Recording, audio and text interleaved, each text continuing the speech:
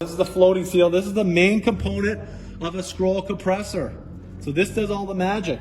So what happens in the compressor when it starts up, this floating seal is pushed right up against there and it seals with oil. And it's pushed up there because it has a port drilled right in here. Pressure pushes up here and forces this fixed scroll down.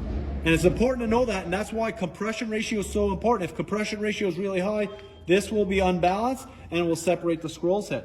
So this is a key component in it, and it looks good. There's no damage, it's not ripped. Next we got our spacer pins, our spacers and our pins. So this one has 4, some only have 3. So let's take this off.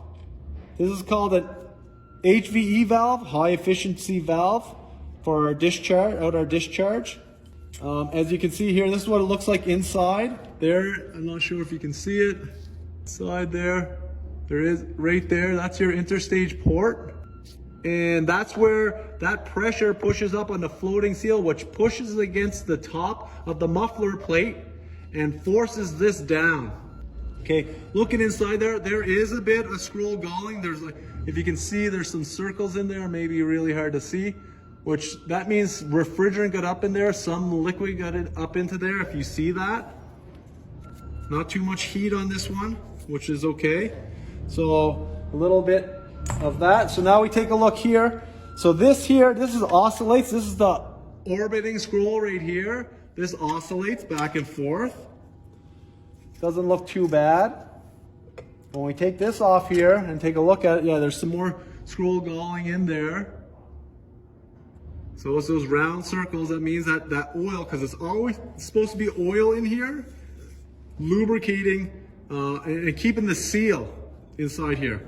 So there's always a foam, an oil foam in there, just to seal them up. But when you get those round circles, if you can see them, I know it's hard to see, that means that some refrigerant got in there and washed the oil. Let's flip it over. Okay, so now here's where all the magic is.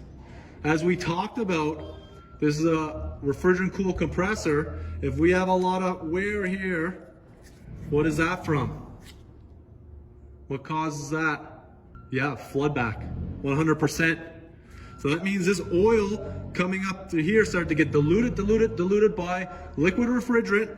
And by the time you get up to this top bearing and bushing, as you can see, this goes in here. This should not be able to move.